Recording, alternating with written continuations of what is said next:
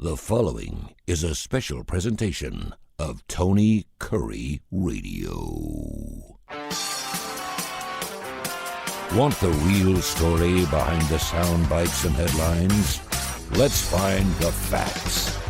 Remember, it's not a conspiracy theory if it's the truth. You are not paranoid or confused. You just need to know. Hello again, everybody. It's time for another edition of Everything You Need to Know. I'm Keefer, joining you as usual, and we are delighted this week to have our co-hostess available. She's not only the First Lady of SEC football from the designation that she's been given as her role of co-host on our very popular morning radio show on Sundays, the morning after. She's also the best go-to person on issues that we need to all know. We're so glad to have you back, Terry Quillian, for this week's episode. Thank you, Kip. I'm happy to be here so that all of our great listeners know I actually couldn't restrain myself. I am so jacked up over events that happened in the past week that I kept calling and ranting to Kip. And finally, I figured, Kip, I might as well do it on the air with you. Yeah, that's great. Terry, let's start with the obvious question. 79% of Americans express dissatisfaction with their current situations and the direction the country is going. Basically emphasizing economic distress and open borders and rampant crime and also manipulation of our children. Pretty serious issues. Yet, after the dust has settled here from last week's midterm elections, we pretty much voted along status quo lines. What's your initial reaction to that, and how can that happen? The first thing I think is that, so in my background, apart from my own political work, I come from a very active family politically. My father and both of my grandfathers were elected officers at the state level in Georgia. And not only my great grandfather, my grand uncle, everybody, governors, senators, Chief Justice, Supreme Court, those kinds of things. So one of the things that I was taught back when I was like 7 years old that is absolutely true is that all politics are local. And I think, Kip, I texted you when the results were coming in and said, this is what is happening. People think of Congress, and Congress can have the lowest approval rating ever. If you ask an individual, what do they think about Congress? Oh, those bums, they're awful. And then they go into the voting booth and they pull the lever for the incumbent. It's sort of amazing when you see it. Another thing that happened that, again, is not very widely publicized, I feel like the Republicans, we just got another seat in Arizona called for us. The Republicans are going to lock up the House. On the Senate side, it was always going to be a bit of a hard slog because we had many more seats to defend than the Democrats did. The roadmap for victory in the Senate is much more positive our way in 2024. But I think the big problem was Republicans not understanding that all politics are local. And if you rant about Joe Biden and his policies, but you don't talk specifically about your opponent and what they voted for that contributed to the awful situation our country is in, people are not going to put it together. They still like good old Joe that they've known forever. Little do they know what his voting record is. Yeah. And I mean, you just watch the news headlines this morning. Our great leader is right now in Cambodia for a climate change summit, which is another. In Cambodia, is that just the most absurd thing you've ever heard? Yeah, absolutely. And here this tops it. In his remarks today, he referred to being in Colombia twice. Colombia, Cambodia. Yeah, they're very similar in word association, but they're not diverse. They're not at all the same kind of place. So our president doesn't know if he's in South America or in the Far East. That's one of the problems. Well, that's true. I mean, we say that as an offhand thing, but seriously, folks, think about that. This is the person with the power of launching a nuclear attack who doesn't know what country he is in. Yeah. And if you know what country you're in, but you're incapable of articulating it, it's the same problem. Yeah, it's pretty bad. But that's just and this is a daily occurrence, of course. So that wasn't enough to inspire a lot of change. And I urge people on this show, again, I don't want to be painted as a partisan or a right winger or whatever. I am pro-American. I want all Americans to have the absolute access to the American dream and be all that they want to be and achieve their objectives and live the best lives they can. And if that's a radical policy, then go ahead and color me a radical. But that is what I have emphasized on the show. Let me ask you a question right there. You talk about how you're not a radical right winger. Have you ever heard anybody call anyone a radical left winger? Never. Ever. That is a designation that even you as an expert are falling into their trap, which is letting them control the vocabulary. That's the first trap. Exactly. And that's one of the things I really wanted to talk to you about today, because I wanted to get your reaction. I had several in-depth conversations with 3 of my friends, lifelong friends, and all of them brought different perspectives to the table that I think are very, good examples of what we just witnessed. One of them said to me the other day, "Hey, I really appreciate you speaking out and making your thoughts known on things that are happening in our country." He says, "Because I'm right with you in lockstep." He says, "I'm just not really comfortable giving my views on things because it just has such a negative aura to it." And I think, Terry, that really speaks volumes of where so many Americans are right now. Exactly. And I think that a lot of Americans have felt bullied, especially because of social media and the press. The reality is, I really believe we're in a situation where we still do have the silent majority. Now, folks would say I sound crazy because that silent majority did not turn out to vote.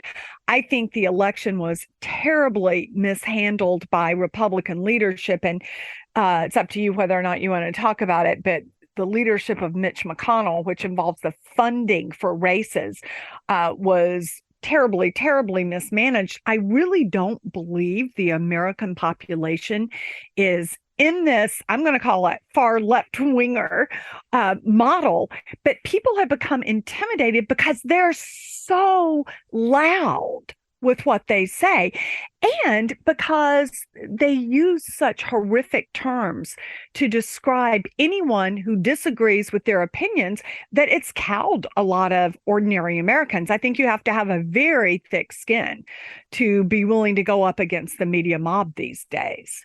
For sure. I mean, right now, because we're going to talk about some of the inconsistencies and, frankly, procedural huge problems with our election system right now. But by doing so, we are automatically stamped by these people as election deniers and threats to democracy. Not talking about concerns about elections is the threat to democracy. Absolutely. Not hearing those thoughts. Absolutely. That's all part of being a citizen, is that it's the ability to ask questions and express your ideas, and having being shouted into the corner as some kind of threat to everything that we hold dear is exactly the opposite, which is the reverse reality that I always talk about, the tactic they employ. And we go along with it. We've let that happen. We have to start standing up. I live in Dallas, Texas, and one of the things that I'm really proud about, one of the reasons I love living in Texas, is because Texans stand up. The fake Hispanic John Francis O'Rourke, better known as Beto, got completely clobbered in the governor's race here. And one of the reasons that happened is because the silent majority refused to be silent. Also, this is totally off the subject, but I have to ask our audience, what do you think about the people that still have the losing candidate signs in their front yard when the election has been over for a week?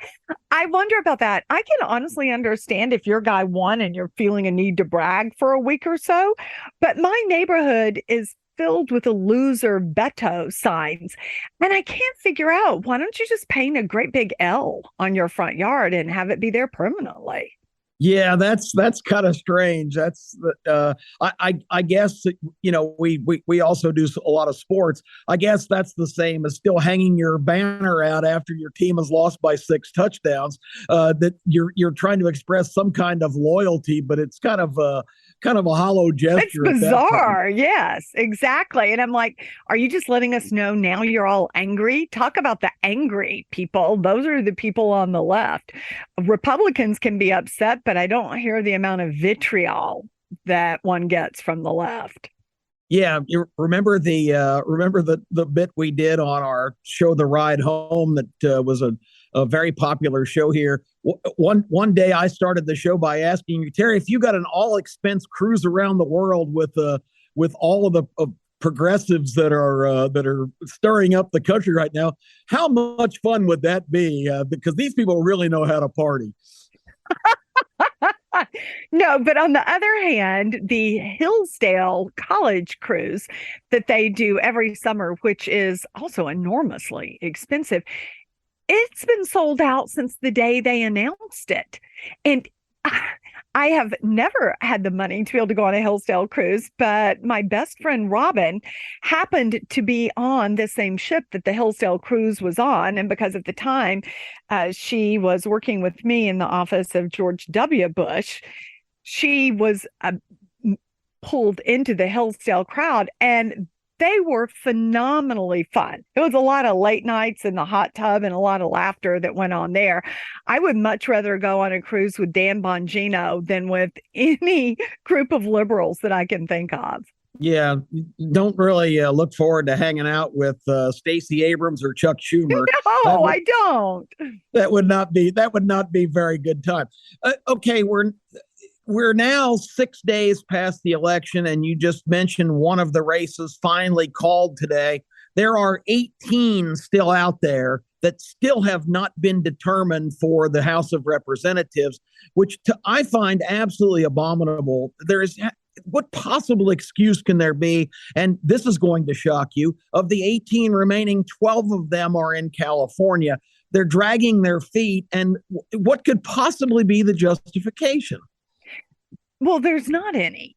And the idea that somehow elections have become so much more complicated than they were 10 years ago. They're more complicated because of these voting quote unquote reforms that the Democrats have put into place that I believe actually violate the Constitution. The Constitution does not allow for a 50-day voting period such as they have in Pennsylvania. Yeah. Well, that same friend of mine that was reluctant to air his views publicly asked me a poignant question. He said, how can this guy Fetterman win in the Pennsylvania Senate with these radical views that are somewhere left of Chairman Mao and Joseph Stalin? And he shows up, I guess now, Terry, to dress for success is wearing a hoodie instead of a tailored suit, because that's what this guy sports. At a big campaign rally last week with Joe Biden and Barack Obama, he was wearing a hoodie. And again, everybody has their own style, and that's fine. But this guy clearly is an eccentric, not to mention the fact, and this is a sad situation, that he suffered a massive stroke in May, and they was kept under wraps. It wasn't even let the public be known, but he debated Dr. Oz, the Republican candidate, on October 21st. Early voting in Pennsylvania began in mid-August. So his question of how can this guy get elected, 700,000 votes were already in before anybody saw that incoherent, frankly, most embarrassing and just sad experience in terms of a public debate in the history of politics. And I did see that sad and embarrassing debate, and he couldn't form a coherent sentence. I have a lot of compassion for people who have terrible health conditions, that it's different to have compassion for their condition versus thinking they should be leading our country. Again, I think it was a combination of early voting, Kip. I think there was also a lot of fraud in Pennsylvania, and the unions played a big role there.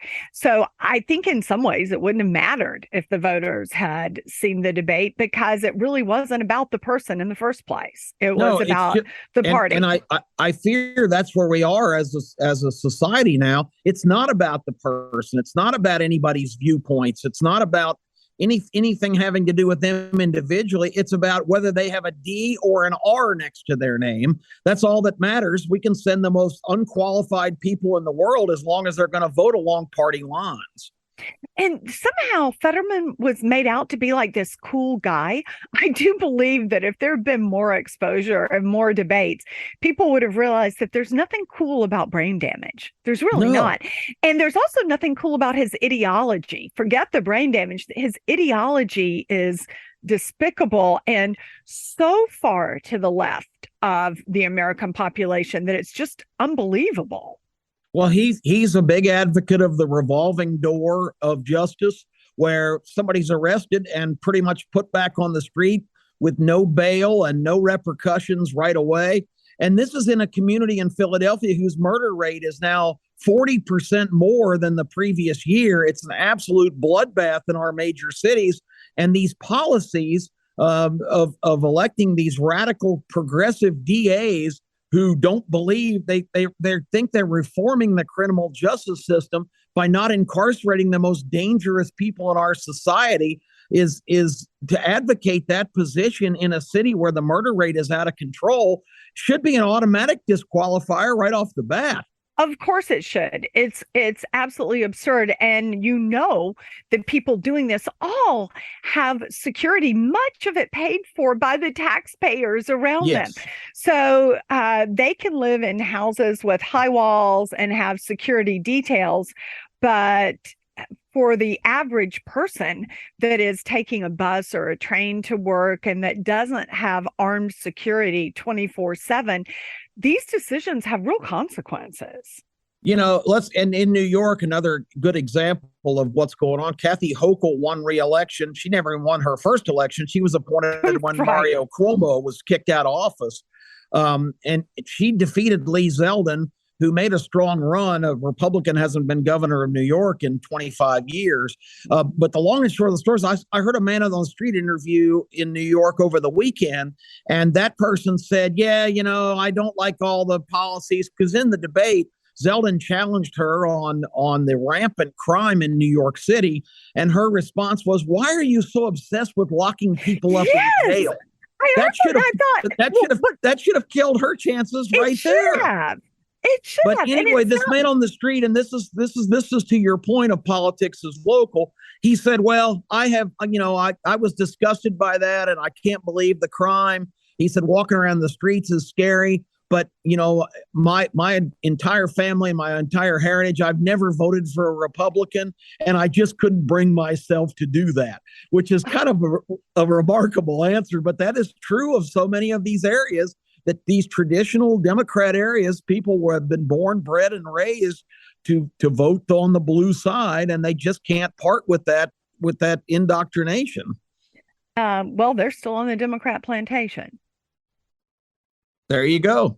So, okay, my second friend that I talked to, I mentioned something about, well, you know, it's pretty clear that all of these voting procedures, and you and I talked about this 5 years ago on our show, The Ride Home, when all this early voting stuff started to pop up all around the country, and allegedly to accommodate more people.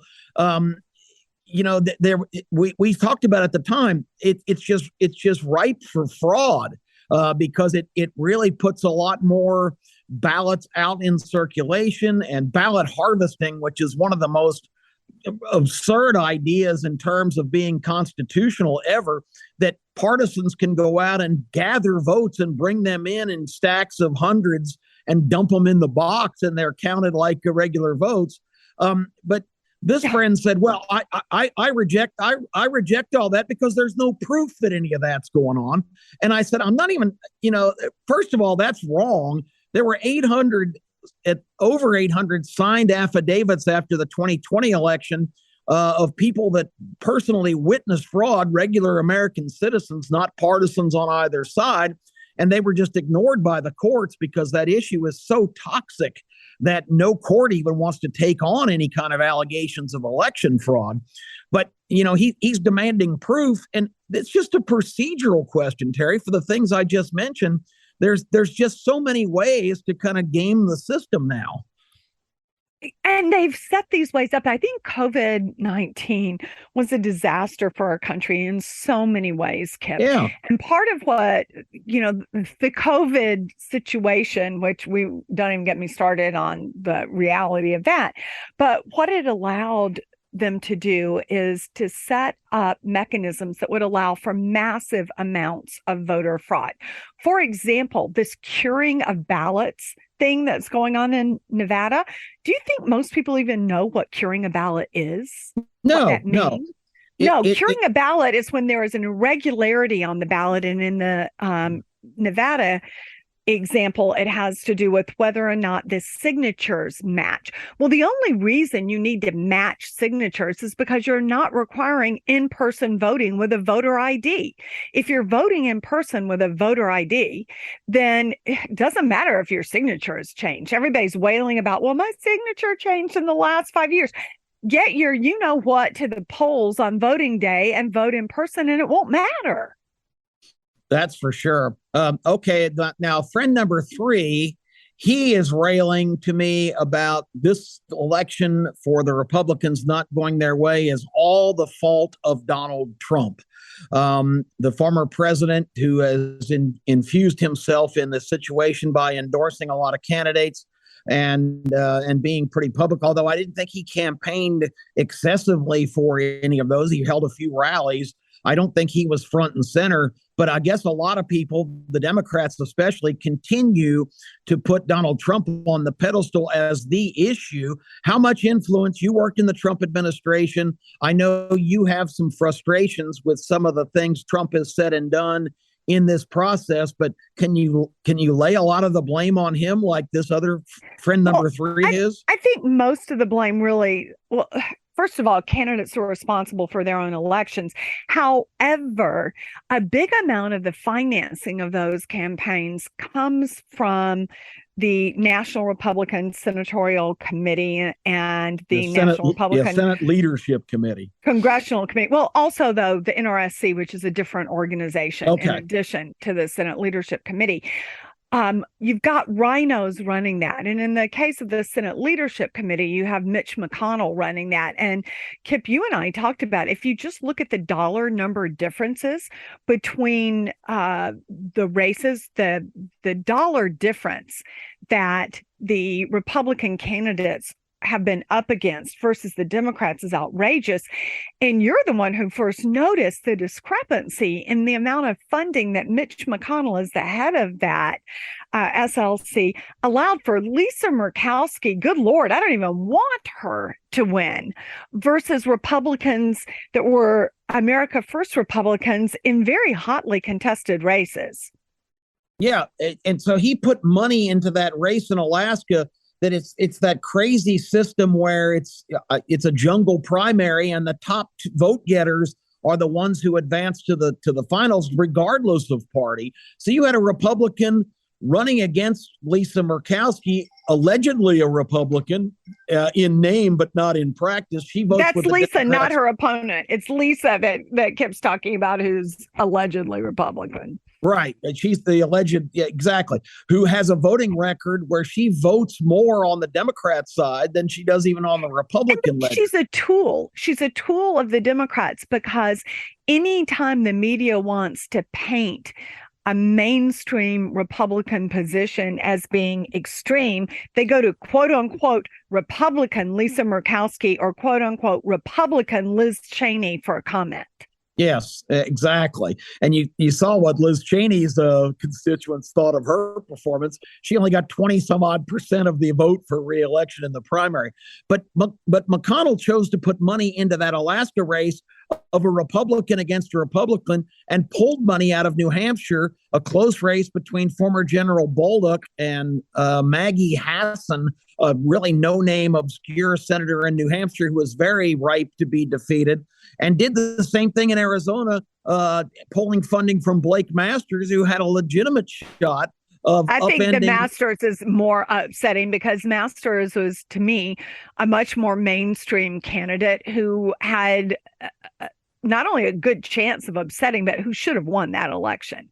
So you have to ask yourself, why would McConnell do that? He wants to be surrounded by like-minded Republicans in Washington. I maintain to you, and I'd like to hear your opinion, I think Mitch McConnell is happier being the minority leader because it doesn't put any pressure on him to actually accomplish anything. He just plays the role of being the opposition. And I think he believes that it's better for really the main driving motivator for a lot of these folks. It's better for fundraising to be, representing yourself as fighting the machine and the establishment. I think Mitch McConnell wants to be in the minority. Well, he certainly wanted to be in the minority when President Trump was in office because he did not want to be advancing the America First agenda. I think Mitch and his wife, Elaine Chao, are both very old rhinos who are more committed to the cocktail party circuit in Washington, D.C. than they are the future of the health of the American democracy. Yeah, I don't think there's any question about it. And that gets back to the point that I've been trying to make on Need to Know for weeks here. I don't think this is a classic battle of ideologies. Certainly the left progressives have their vision for the country, which is a massive central government. And so many of the people that are already on board on that swamp train and don't want to give up their seats because it's the ultimate gig. Like you said, the cocktail party circuit, the ability to be in powerful positions that are extremely lucrative. These people build up these multi-million-dollar campaign war chests, and then when they retire and just kind of slip away, all of a sudden that becomes their own personal assets. It's not really hard to figure out what the allure and why people fight tooth and nail to keep these seats. It's the best gig in the world. Well, Kip, I have a hard time understanding why Americans do not question how someone like Joe Biden, who has been in quote unquote public service literally his whole life, how has he amassed this amazing amount of wealth from his salary working for the federal government? The numbers just don't add up. So the only opportunities to become rich as a congressperson or a senator is through fraud and bribery. There's just no other way. It's not possible. Sort of like Hillary Clinton supposedly made all that money in the stock market because she read about how to invest in futures and pork bellies. Did anybody believe that banana? Yeah, I'm not buying that banana. I promise you that. Hillary Clinton's another great example. As Secretary of State, she was flying around the world telling people she's going to be the next president. And when she's in her term, that was a really good fundraising tactic to get millions and millions of dollars for the Clinton Foundation. And there's no refuting that. It's an absolute fact. The interesting thing is, look at how much money the Clinton Foundation has dispersed. It is shockingly low. And then look at what the Clinton Foundation pays the Clintons as officers in that foundation. And by that, I'm including Chelsea in that as well. I think most Americans would be appalled. It's the oldest scam in the world, is using a nonprofit to further enrich yourself. Yeah. So anyway, I hope Americans will wake up. We've just stamped ourselves as threats to democracy. But I don't like the tag election denier. I'm not denying the results of elections. I'm just questioning the methodology that we reached those results. Well, Kip, I think that you can question whether the election was fair and transparent. And again, the Democrats have started controlling the language. Election denier, that's a Democrat term that they made up to paint people with legitimate concerns about the validity of an election and the fairness, transparency of the election, to paint those of us who have those concerns as something evil and as some kind of a conspiracy nut, election denier. First of all, I will not use that term. That is not a real term. That is made up. Totally. Is that made up? That sounds made up. That's made up. Going back to one of my favorite movies. But election denier doesn't exist. What you are is someone who is calling out fraud. How is that a bad thing? And since when did that become something that's supposed to make you look as kooky as Alex Jones? There are crazy conspiracy people out there questioning what's going on in American election veracity right now is not something that should make one be labeled as a kook. Well, let's hope that our 2020 election, our President Joe Biden, is effective today with his stern conversation he's going to have with President Xi. Talk about a mismatch. I use the comparison, Terry. It's sending Mickey, who was played by Burgess Meredith, who was about 85 years old, Rocky's trainer, into the ring to throw down with Apollo Creed instead of Rocky Balboa. That is exactly it. And I look at it and I think, how differently that is handled than the way the former president handled the Chinese. I don't care if you're a supporter or not a supporter of Donald Trump. When you look at the way he managed that relationship, it was an art of the deal thing of beauty. And he didn't have to issue stern warnings to the Chinese. Instead, he did things to protect American interest. And the Chinese are playing the long game. They understood that. And in fact, Kip, I can't remember, what was the airstrike that he ordered while sitting at dinner with President Xi at the time, or Chairman Xi, whatever he is, in Mar-a-Lago? I'm sorry, guys, I can't remember what it was. It was the one in Syria on the airfield when Syria had made threats and actually deployed more chemical weapons on their own population. Donald Trump excuses himself from the dinner table, orders the strike, then comes back to dinner and tells President Xi what he just did. Now, you don't need to give Xi a stern warning when that's the kind of real world action that you are taking. The Chinese understand actions. They don't pay any attention to words. Well, and the Chinese see all the disarray in our country. When we came and count votes a whole week later, it just emboldens these foreign actors to continue their misbehavior. We're out of time, Terry. Do you have any final thoughts and summary on this very important topic? I think that people should continue to actively question the fact that we still do not know the results in so many races, that we don't even know who has control of the House of Representatives almost one full week after the election. Well, with Republicans leading in about half of those races in California, it's not way beyond common sense to suggest that there's some feet dragging going on there, because they don't like the results that are coming in and are trying any formula to try to reverse that. Is the only thing any logical person can deduce. I completely agree. So we're out of time. Thank you so much, Terry Quillian, for being with us. We hope all of you picked up something here that would be useful to you in your processing of all of this situation.